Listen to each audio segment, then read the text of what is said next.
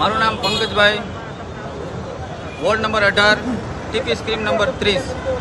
આ ટીપીનું ડ્રાફ્ટિંગ ગઈ તારીખ 20/6ના રોજ ગવર્મેન્ટે ખુલ્લું મૂક્યું હતું, જેની સામે અમે 2000 થી 2500 વાંધા અરજી પર્સનલ આપી દીધી છે। આજે અમે અહીંયા પદાધિકારીઓ અને ચૂંટાયેલા અધિકારીઓ અને મેયરશ્રીને બધાને આવેદન આપવા આવ્યા છે કે આ ટીપી સ્કીમ સામે અમને વાંધો છે।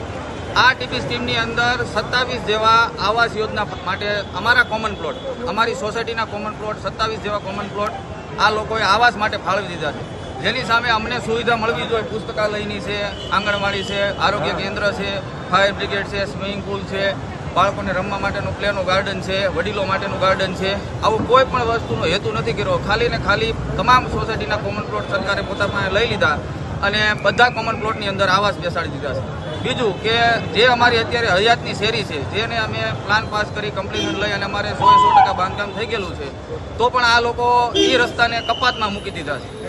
આ ટીપી સ્કીમને રદ કરે અથવા આ ટીપી સ્કીમને ફરીથી ડ્રાફ્ટિંગ કરી સોસાયટીના લોકોનું, નાના સ્થાનિક રહીશોનું માર્ગદર્શન લઈ અને ટીપી ફાઇનલ કરે એવી અમારી માગણી છે। કેટલા છે સોસાયટીવાળા? આ અત્યારે 20 થી 22 સોસાયટીના આગેવાનો જ આવ્યા છે।